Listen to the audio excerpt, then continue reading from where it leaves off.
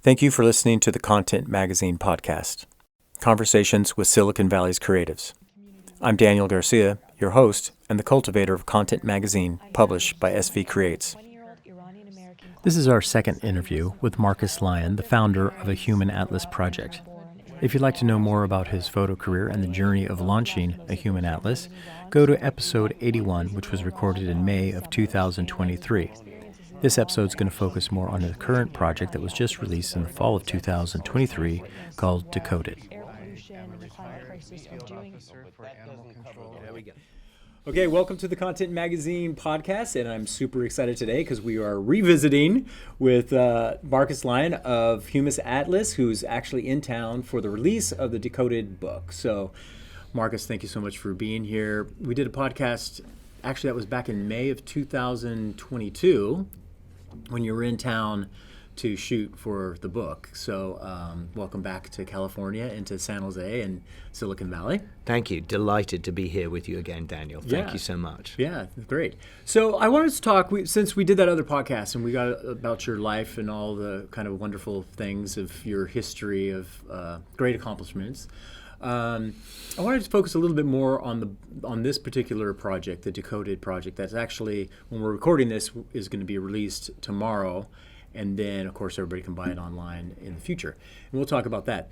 But the first thing I kind of want to know is, I know Kathy Kimball was pretty instrumental in kind of bringing it here, but how did you come to find out or focus on Silicon Valley? Was that something that you did or somebody contacted you? How did that all come to be? So Kathy and I think, first met back in, I think it maybe as long ago as 2012 in Houston at an arts festival down there, the Photo Fest Festival. And we really connected. I showed her some work we'd done in Brazil on the Human Atlas of Brazil, Somos Brazil. And she was like, that'd be interesting. Maybe we could exhibit that. Oh, yeah. And then I think after reflection, she decided that the Brazilian diaspora in Silicon Valley wasn't that large, and it was interesting, but it didn't have some contextual relevance.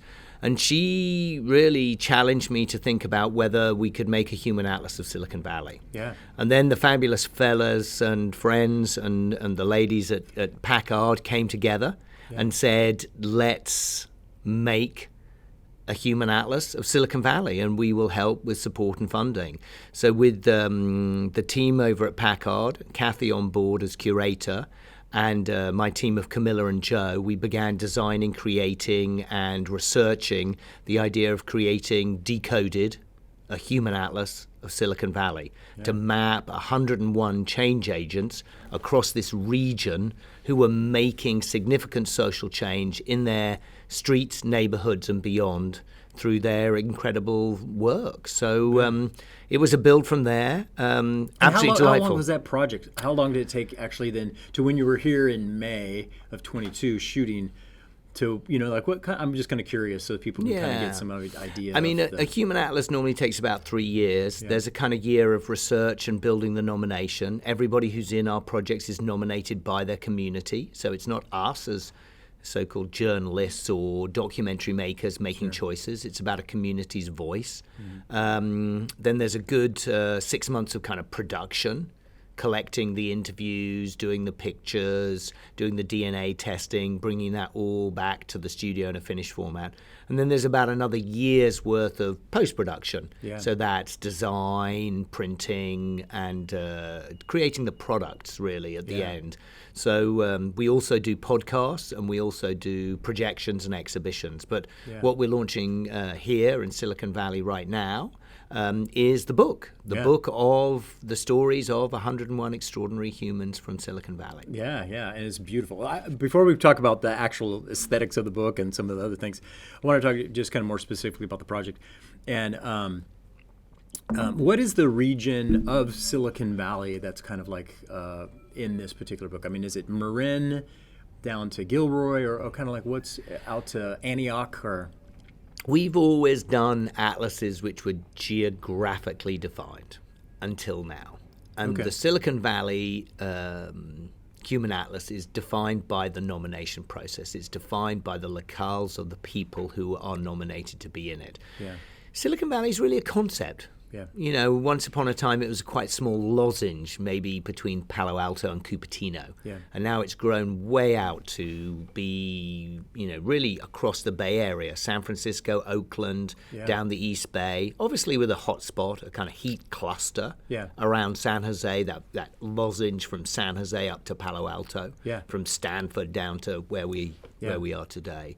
But we wanted to map people because they were doing amazing work in the Bay Area. So we allowed the geography to kind of morph itself into whatever it needed to be. So, we've got Luis Valdez, who lives down in, you know, I think Gilroy and beyond. Yeah. We got people like James Rucker, who lives up on Stinson Beach. You know, we've got people out in Oakland like Tyson Amir. We've got amazing local heroes who do incredible work here, like Luisa Boada in East Palo Alto, or Blanca Alvarado, who obviously is, you know, a big name here in San Jose. Yeah, that's cool. So it's a little wider than what you've done in Detroit or Brazil or even Germany. And, I mean, in Detroit, we were our funding partners, the Kresge Foundation, actually said this has to be Detroit. Oh, okay. Not Metro Detroit, not, you know, Southeast Michigan. This has to be Detroit. It was bounded by 7 Mile at the top, or 8 Mile, sorry, and then right down to the Detroit River. So it was the city and no more. If you lived outside or worked outside, you couldn't be in.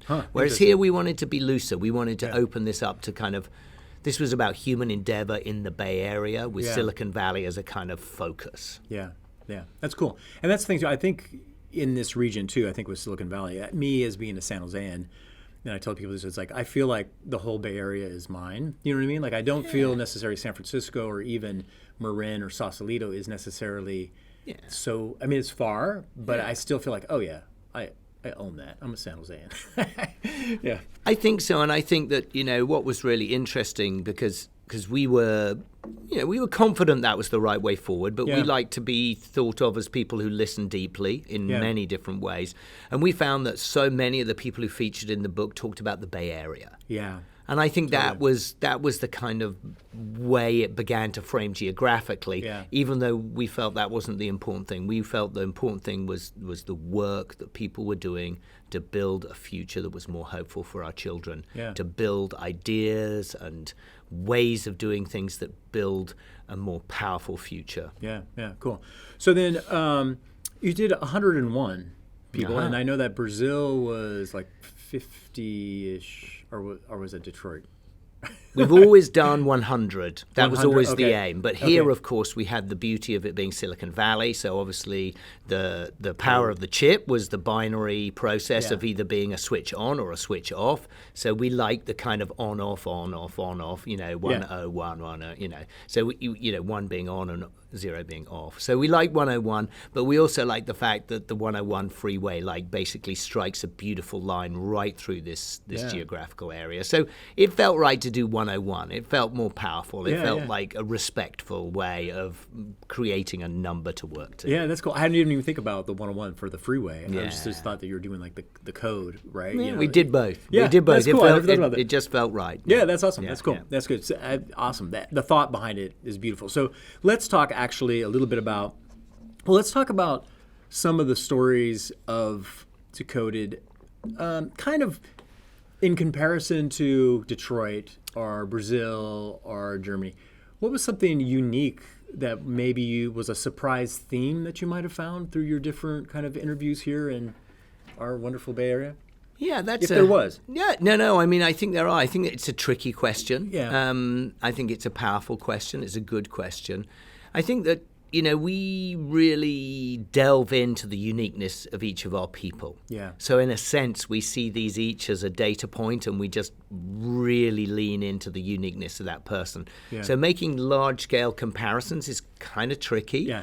I think what really came out here for us, the bigger themes were definitely the Chicano Latino theme was really powerful. Yeah. The indigenous theme, the indigenous peoples of this place, in many ways, both from the original peoples, the Muwekma Ohlone and the many other tribes of the Bay Area and beyond, but also this feeling that the Chicano culture of this space needed to be honored more, and that it really was the sweat and blood and tears of that cultural space that had made this place possible.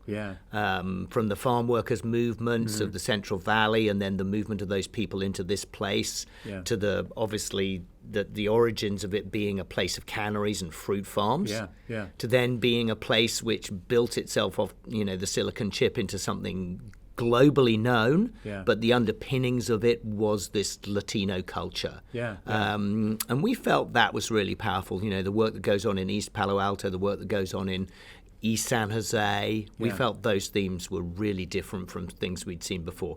Obviously in Detroit, we were really leaning into black excellence, but we saw a lot of that too. A lot of African-American folk in the book who were doing extraordinary social change work here. I think in a way, Detroit's really gritty. It's the Motor City. And there's kind of a grittiness that comes out of, the black African-American experience from America's original sin of slavery through to this kind of renaissance in Detroit, which is really a black city. So there were some really strong, what you might say, racial themes that came through from Detroit that in a sense here in Silicon Valley, which is this beautiful mosaic of cultures, both from the original colonization processes from first contact, but right through to the Silicon Valley of today, which has brought in so many South Asians, but also then, of course, the Japanese Americans who came way before that wave of technology. So many different themes, and then obviously the movement of African Americans out of the Deep South to escape, Jim Crow, to that great migration that, you guys understand that is actually as a foreigner is such a fascinating theme to delve into. This idea of, I think it's 6 million plus movements of people in the early 20th century out of the South to the North, and then obviously over here to the West. So lots of beautiful themes, themes about so many cultures all coming together. And I think as a sort of concluding point on that, I think that the really powerful thing that Camilla and I began to try and grapple with in terms of the sound, the oral history piece and bringing it all together was this search for belonging, this sense of we've all come here from so many different places, but how do we build a society where we feel we belong? That's cool. So these projects that you're doing, it's basically kind of around identity, right? You kind of talked about identity. For you, why don't you give us just a little about your identity? How do you kind of identify? Oh, that's a good one. Well, I always say I'm a British artist. I've got a Welsh grandmother, Scottish grandfather, other English grandparents. So I kind of, I'm kind of a Northern European mutt. If you look at my DNA, bit of French, bit of Scandinavian, bit of German, bit of Irish, a little bit of everything. But I'm not sure that's how I identify nowadays. I think through this work, I identify as a citizen of the world. And, really the great honor of doing these Human Atlas projects with Camilla and Joe and the rest of the team that support us is the fact that it's so humbling to be around such incredible human excellence. And I think my identity... I think there's a quote that came in our first Human Atlas of Brazil from an amazing Brazilian journalist called Eliane Brun, who works now in the Amazon. She's originally from the south of Brazil. And she says, if I am the sum of all the people's stories that I've been told, that I've listened to, that when I speak as a multitude. And I think in a sense, through the work, which we've been now doing for, pretty much a decade, we've done 500 people are featured in Human Atlases. I'm sort of a product of all of you guys. Sure.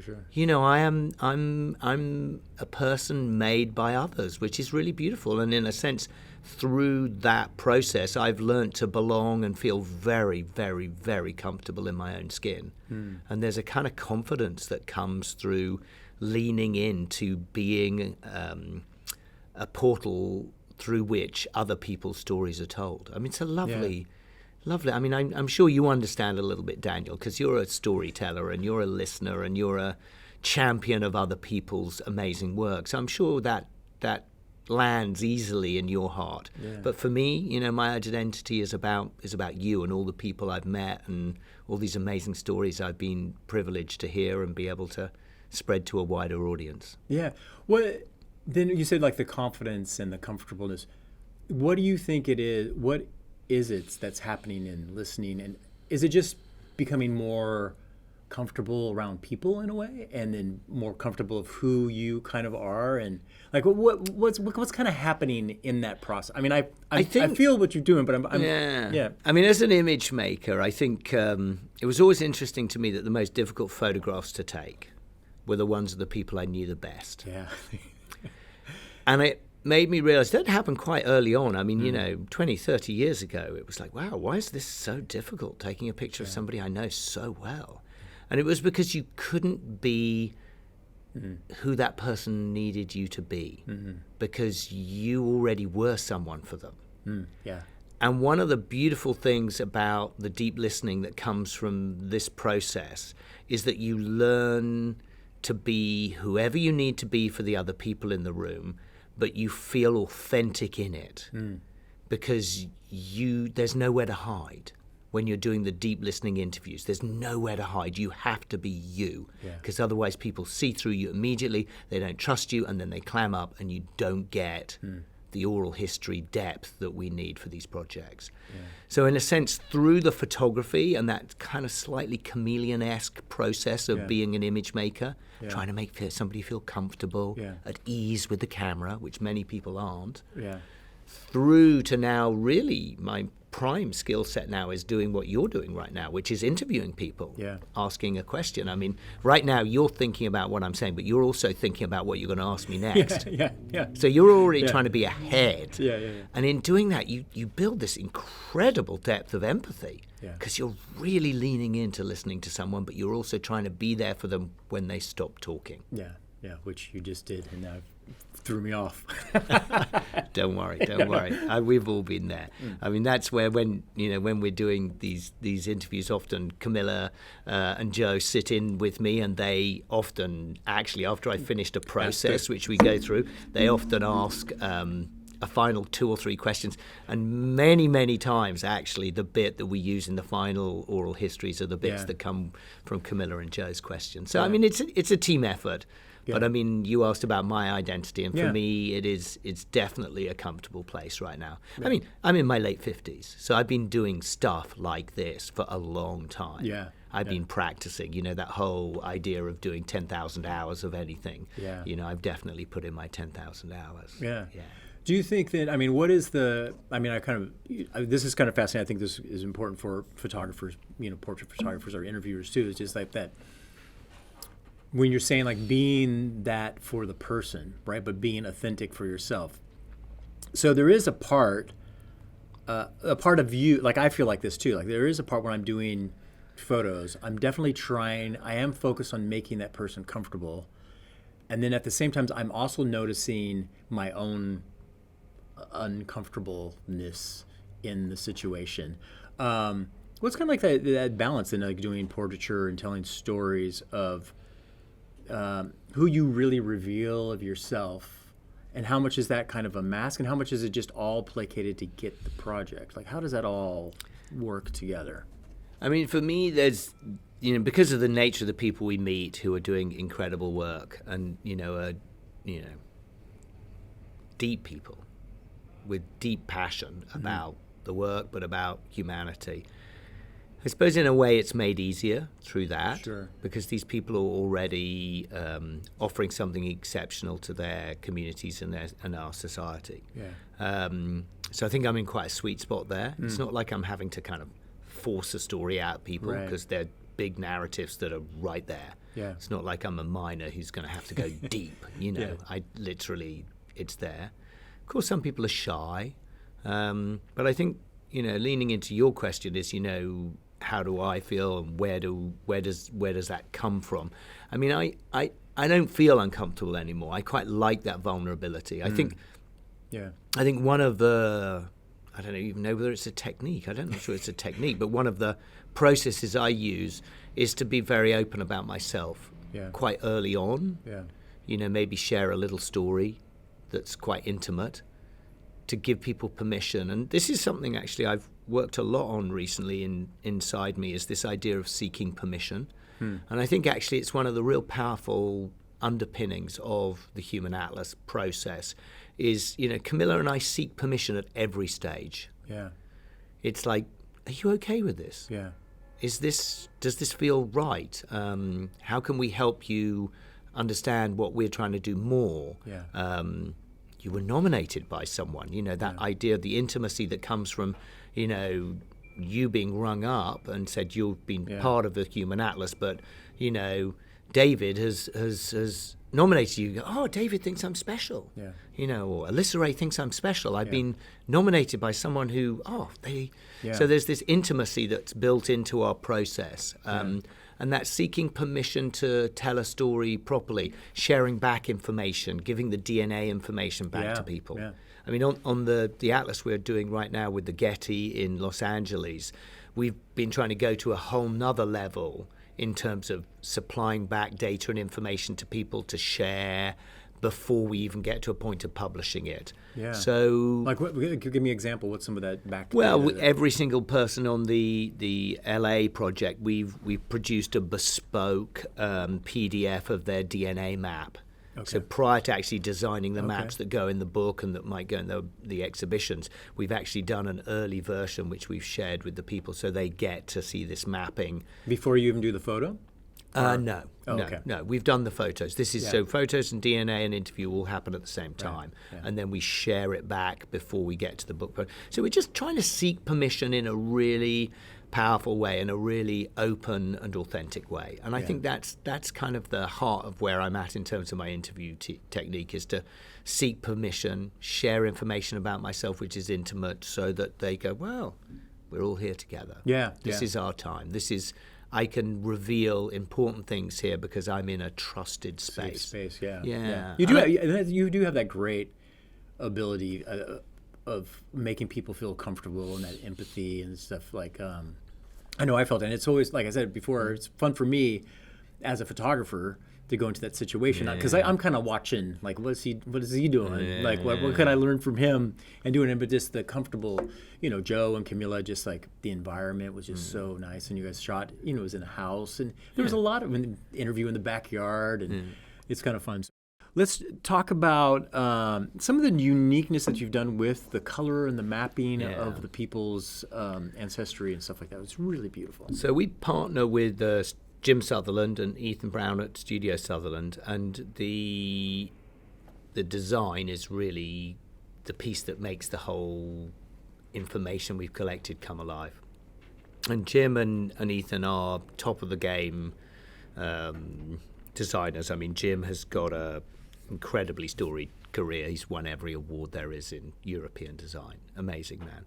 But what we do specifically with our teams is we find very strong themes that run the whole way through projects, and that holds our design. So you'll see in the De.Coded book, it's circles and the number 4.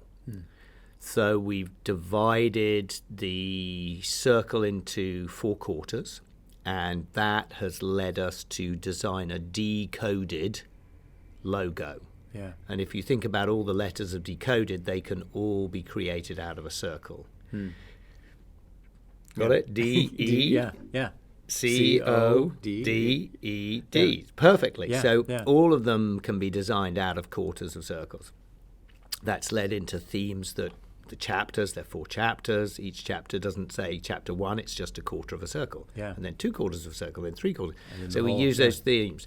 And then we lent into that circular idea, and the front cover is a tree print of a slice of giant sequoia, which we burnt and lacquered and scrubbed clean so that the hard grain stood up and the soft grain got dug out. And then we made a Japanese ink print on it, and that's been turned into the front cover. But when you wrap that round, the front cover has a D on it for D, and the back cover has a C on it for coded. Yeah. So we got these lovely soft circular themes, and then the 4 that go through. If you look at some of the maps in the mapping section, there are 4 towns that sit out of the central circle of the map. So the 4s and the circles are still being manifested. Yeah, the fun. maps of the DNA are actually a map of the world, but created out of circles. That's fun. So we've had a lot of fun of running these themes all the way through. I'm not sure anybody's going to pick up on that who's not perhaps got a design brain, and I'm not sure we're intending them to. Yeah. But because there's this theme that runs consistently right through it, it feels so consistent and so Unified, and it's yeah, beautiful. it works well. And Jim and the team, and then Sam, who's our in-house graphic designer at the Human Atlas Studio, he's done an enormous amount of work building out all these circular motifs and these design infographics that talk about DNA and place and time. So the final book we're super proud of. It also comes with a beautiful bespoke app, which is lovely for Silicon Valley. Bit of tech in there, and you swipe every portrait with the De.Coded app, which you download from wherever you get your apps. It's free, and you scan the portrait, scan the face of the portraits, and boom, up will pop a little oral history of 2 to 3 minutes where the person tells you this beautiful, carefully edited oral history of what burns inside them, what drives them, where they're from, where they're going, and what matters the most. Yeah, and then you're using the colors of the person's outfit to kind of tell about that little So tidbit. we one of the beautiful things about the Silicon Valley project was the amount of color that came through in the portraits, and that's something that we can't curate. Everybody is instructed to turn up at their photo shoot wearing whatever they feel most comfortable in. Yeah. So people turn up. We're not in charge of that. Yeah. I mean, maybe somebody will bring 2 different scarves, and we can say that scarf is better than that one. But mainly people are just who they are, and we like that. We want really authentic portraiture. This is not styled fashion portraiture. This is you as you. Yeah.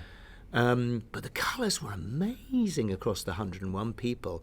So we really lent into that. And the colours from the portraits became the palette within which we built the DNA mapping section. Yeah. So all the infographics have this extraordinary connection back to portrait, and thus are super unique in colour, because everyone was wearing different stuff and different colours, and super honouring. So in a sense, the portrait becomes this point at which we begin to honour somebody for who they really are, through colour and voice and through story. It's beautiful, really lovely. It actually, I think it's very ingenious, and it's beautiful, and it kind of plays on that whole kind of like interesting balance between the uniqueness of every single person. So each 4-page spread is a standalone of a profile of a person, but then in the collection, it kind of like shows the whole of kind of like humanity, like that kind of that tension, or that balance between individuals and community,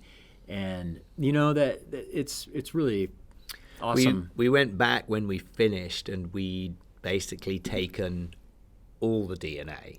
So we've added 101 100% altogether. Yeah.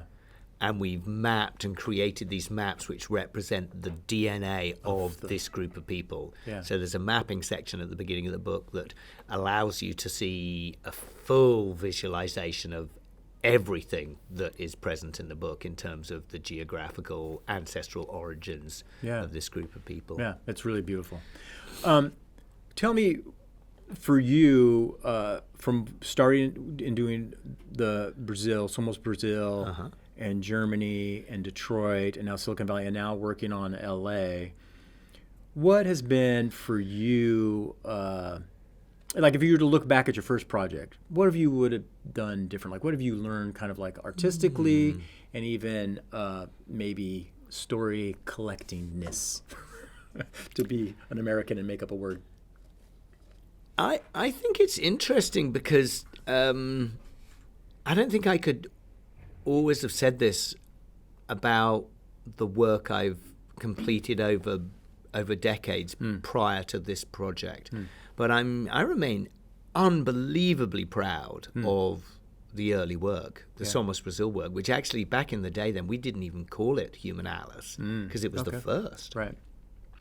It was only when we did a second one which we thought, we should. It's bigger than. We better come up with a name that explains what we're doing. At the time, we were just bringing portraits, sound, and genetic DNA information together to tell a deeper story. Was it the Brazil project, to interrupt you, sorry, was that kind of like, you didn't really think there might be other ones? That was kind of like a project you were doing on, and then there's... It was a one and done. Yeah. Yeah, I mean, we did it because, as I think you know, I married a Brazilian. We have a couple of Brazil-English children, and we thought it would be an amazing thing to go and do a deep dive, intimate cultural immersion for our children and our family before we hit what I call the tyranny of term time. So it allowed us to understand Brazil in a way we could never have understood Brazil, especially myself and my children I'm British and they're being educated in Britain. So it was really important. And then after publishing it and it won all these awards, we started getting calls from everywhere going, would you do a Human Atlas? So it was like, wow.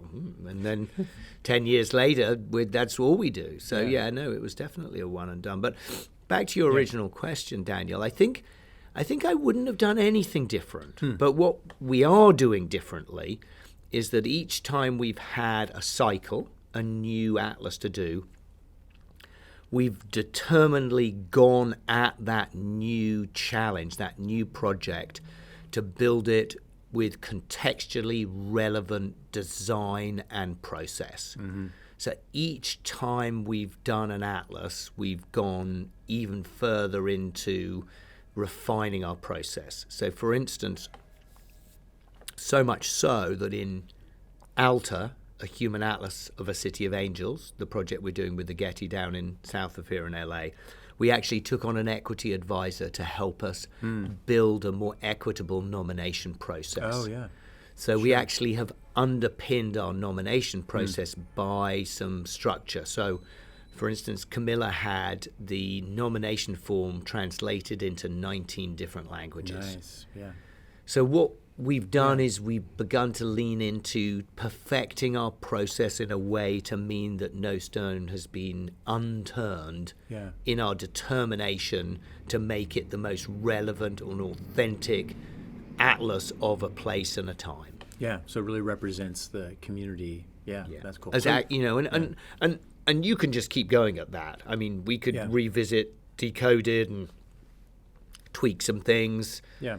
Most of our projects have between 300 and 400 people are nominated. I mean, every single one of those people would be relevant to be in a project like this, and we always say that. Yeah. But we have to try and bring it down to a number in which we can create a book and a finished project. So 100 feels like, if you've done 100 of anything, try just, making 100 cups of tea. It takes a long time. 100 anythings is a big thing. Yeah. Well, that's the thing is too, is like, that selection editing process, who gets in, who gets out is really, does that, I mean, like I know even with like doing the magazine, like in some ways it weighs on me because it's like, I mean, the more stories that you kind of like tell is like everybody individual story is so valuable, right? Curating that 100, with this project 101, I should say, is key. The nomination process is the foundation in which we build the house of a Human Atlas. Yeah. And if, as we all know, especially here in the Bay Area, if your foundation's not good,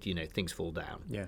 So, and I mean, that's where I have to, really do a big flag waving exercise for Camilla, who dives deep into that nomination process. She's the one that reaches out to kind of all elements of community in a space and asks them to nominate into us, and then she helps me curate the final nomination selection process with a committee of kind of wise owls from the space. So we really lean into the voice of a place. It really isn't us making choices. It's about a place telling us what the key stories are that we need to tell. Yeah, that's good. So let's talk about Camilla just a little bit. Sure. Since she's right here in the room, I want to give her some credit to what she does. What kind of does she do with the project, and how's that helped you, and when did she come on board? Like, Camilla has produced all the human atlases other than Brazil. the one we did in Germany. She was on board for the first one in Brazil. And she's really been an absolute, she's a key part of it. Simply couldn't do the projects without her. She produces the whole work, but she also has a deep intellectual role in how we've built them. I mean, it's been a partnership, really. Yeah. I mean, I'm the lucky guy who gets the name on the outside of the book, but, I'm always in a position where I want to tell the story about how much, influence she's had on the piece. I always turn to her when I'm stuck. She always helps me unpick thorny issues. If there's something we're really, really worried about, it's always a conversation between the two of us to solve it. I mean, I don't really move on these human atlas projects without her guidance. But I think the thing that really is key is her inquiring mind. It's her ability to see a story, and she's actually from a documentary photojournalist background. Right. She's a very accomplished documentary photographer and music photographer in her own right. So she has a really powerful voice in all the work, and I think I remain incredibly grateful for her presence in my life, both personally, because we're great friends and we really trust each other, but professionally. Yeah. So there's and the same with Jim. I think Jim and Camilla are the two people who kind of stood right by me. Often I'm coming up with the first idea, but it's them that that's just like a block of stone. Yeah. It's pretty raw. And they're the ones that help me chisel and form and find the sculpture and the beauty that's sitting within a raw piece of data, a raw piece of information, a story that's kind of not yet been told. Yeah. So no, I'm very grateful, and I mean it's a beautiful thing. I mean, I think when you're at my stage of a career, 58, I've been doing what I've been doing, 40 years in some ways, the image making and storytelling.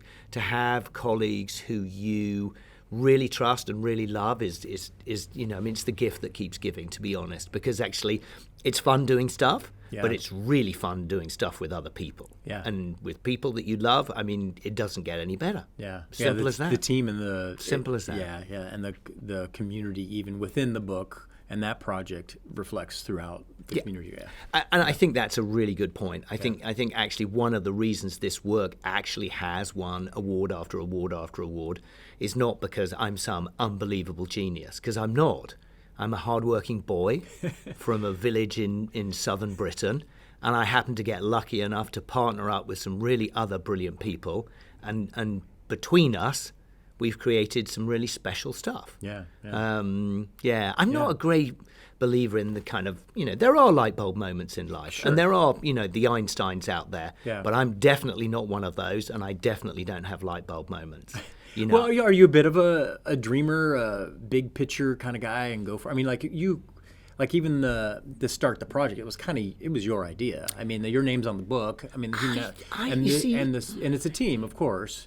But I'm not sure I did dream it up. I think we went through a really interesting process, a set of steps. Organized, thoughtful, intentional, authentic, and through a whole set of relationships and conversations, an idea to create this process of recording human stories at this moment in time came to be. It wasn't like I woke up one morning and went, ta-da! Human Atlas, here we come. It's that interaction and the community that builds it. And I mean, in the Brazil project, because I'm not a native Portuguese speaker, Camilla did all the interviews. Oh, wow. And I've had amazing photographic assistants, Luciano Bonomo in Brazil, Joe Briggs-Price for the other projects, who, bring so much to the team. And I mean, we're now doing these amazing video pieces alongside it, which are really exciting, which you'll see one of the videos, and they're all on YouTube as well. If people subscribe to the Human Atlas YouTube channel, you can see the videos, and Joe and Camilla shoot all that. I'm just a bit part player. I mean, there are people who have light bulb moments. I don't want to deny any of you out there who are listening to this podcast that there aren't moments where an idea of pure genius arrives out of nowhere. I mean, the story is that we're all really in community, right? None of us are self-made.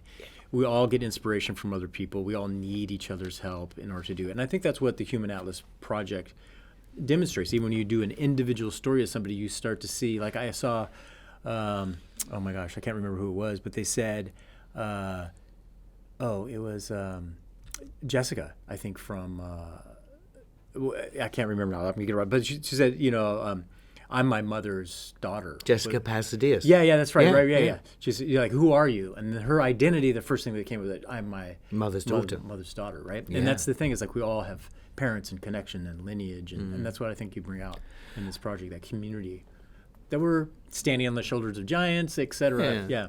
I think I remember it was Ariel who's in the I Detroit Human Atlas, and she said, this whole idea of pulling, I didn't pull myself up by my bootstraps. Right. I achieved what I achieved because people in my community helped me get there. Yeah. And I mean, I think we always like the kind of the story of the kind of, the Clint Eastwood,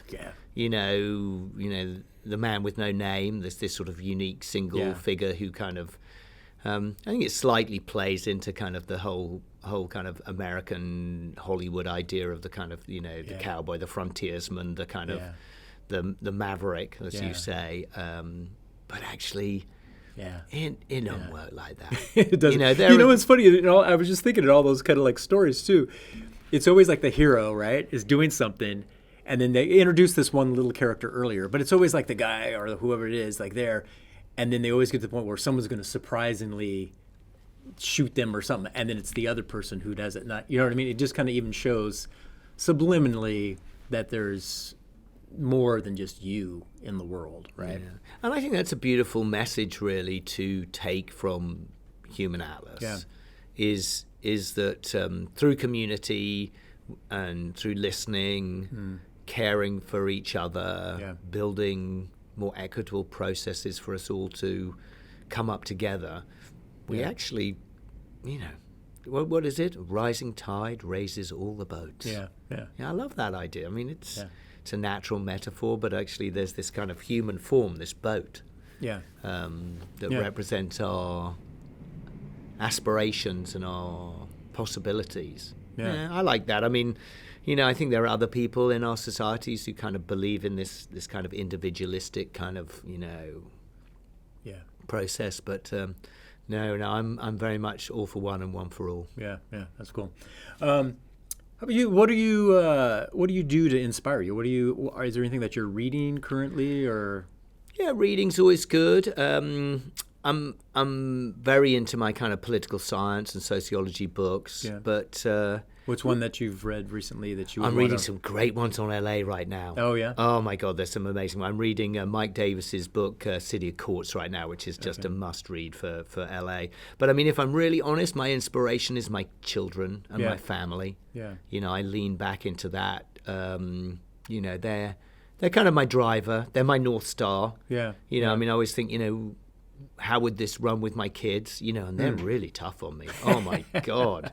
They pick me up on everything, which is great. I like the challenge, but no. What's their ages? What's your kids' ages? Florence, Flo is just 13, so I have a teenager, just. Nice. And Arthur is now just 11.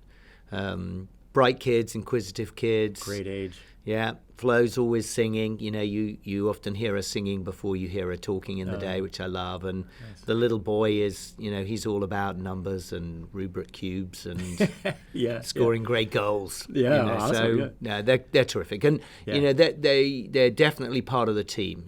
We have them here in San Jose now with us. They'll be helping, on the welcome desk tomorrow. Oh, nice. There's a slide in my presentation with a picture of them. Yeah, no, we're really thick as thieves. We're having a good time together. We're very lucky. Family is, definitely my North Star right now. Yeah, it's such a good age. That's such a fun age because they're really becoming their own kind of like person, but they're still that parental guidance, connection, love, and need, and yet they're still like in conversations and everything. That's awesome. And then you, so then those, like when we talk about, because we're talking about identity a little bit, what's the story behind their names behind Florence? You said Florence? Florence and Arthur. I mean, Arthur.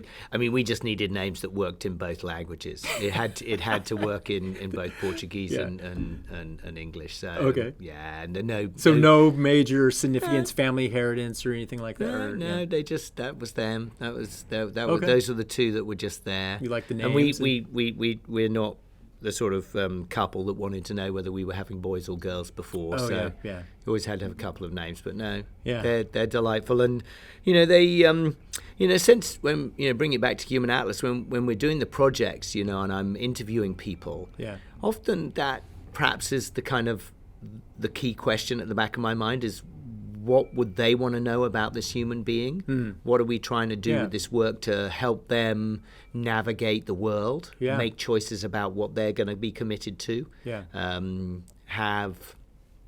There's a real educational moment in Human Atlases. I mean, the Detroit one is now being taught as a university course in Michigan at Wayne State University. And we've got high hopes that maybe the Decoded work, as it now begins to disseminate, might have an opportunity to be taught in, a charter school or a public school, or maybe in one of the universities. So many important messages that come through the stories that the 101 in the book have told. So, the kids definitely help us think about it as an educational piece. What would what would my 13-year-old want to ask this person about their life? That's cool. That's good. Then what is, let's just end with this here too, what for the Decoded book, this particular project, what would you say is, and I know it's not fair to do this, but if you had to bring it down, what is the lesson, or what is learned through the overarching lesson of the Decoded project? I think it's quite simple. I think through the 101 people we met here, we felt that all the answers to our most pressing problems already have people who are working on it here. Cool. We don't have to get that complicated, and we certainly don't have to be intimidated by them. They are big, awful, difficult societal problems: homelessness, racial equity, gender justice, the whole piece about food security and cost of living crisis. But the answers are already in our society. All we've actually got to do is start listening to the right people and allow them to instigate the answers that they already have right there for us. Awesome. So I don't, I think Jessica, again, to quote her, I think she said in her interview, it's not that complicated. All we got to choose is to decide what we give up so that others can thrive. There's just a little bit too much greed. There's a little bit too much, this is my stuff and I'm not going to share. I remember one of our guys in Detroit, Matt Naimi, who's an amazing revolutionary kind of recycler and environmentalist. And he has a motto which is share your candy. You got your candy, it's in your hand, share it. Don't go and tuck it in your pocket and say, I'm not having, share your candy, get out there, and roll up your sleeves and start getting some work done, just like Ryan says in the Decoded book. We've all got to do a little bit. We've all got to lean into our communities and support each other, do some stuff. You guys do community great here. And you've got great people doing great work in your community. So go find those people, give them, ring them up, give them the chance for your support and a bit of your elbow grease to make a difference. And, I think we can build a much more hopeful future if we do that together. Yeah, awesome. Yeah. Cool. Well, thank you for your project and choosing, our area. And thank you for letting me be a part of it. So super cool. And for doing this podcast, too. I really appreciate it. And then why don't you tell the camera how everybody can find it, where they can get it, and all those kind of cool things. Well, before we do that, I'd just like to appreciate you and say that, people like you who champion the arts, the culture, the creative content of a place is, it's amazing what you do, and you should be really proud of your contribution. Your contribution is very significant. How many years is it now? 12 years. 12 years at the coalface of telling other people's stories. So here's to you. Yeah, well, here's to you. And 10 years of De.Coded. And so tell us how we can get... In terms of the book, this camera or this camera? This one. That is that okay? Camera. Hey, is it rolling? So De.Coded book is available through my studio. You can buy it online through marcuslyon.com. Go to the De.Coded tab and then click on the order the book. It's also available online at humanatlas.com. So, if a high quality, beautifully designed limited edition book is beyond your means, all the content, both visual, spoken, and genetic, is on humanatlas.com. So free to users, open source, everybody gets access to it. And then we have formed a partnership with Books Inc. in Palo Alto, which is a local independent bookstore, and they will be stocking the book. So if you are passing through Palo Alto, I think it's in the Town and Country Mall, which is in the center of town, go and visit Chini, who's the bookstore manager there, and you can buy the books there or order them there, and we'll make sure you can get them picked up there, no problem. Thank you very much. I hope you enjoy the book. It's a slow read. There's a lot of information in there. It's 100 people you're inviting into your world. So 101, I should say. Thank you very much. Cool. Thank you, Marcus. I really appreciate it. And thank you, Camilla and Joe and Jim, all parts of your team that brought this. So thank you very much. Thanks, Daniel. Pleasure to be here again. Lovely to see you. Thank you. Cheers. We'll do a salute and a slate. Thank you for listening to the Content Magazine podcast. Follow us on social media at Content Mag. Become a member and help us to continue to tell the stories of the South Bay creatives. This episode's music is 408 by Jack Pavlina. Follow him on Spotify and also on his Instagram at Jack Pavlina Music.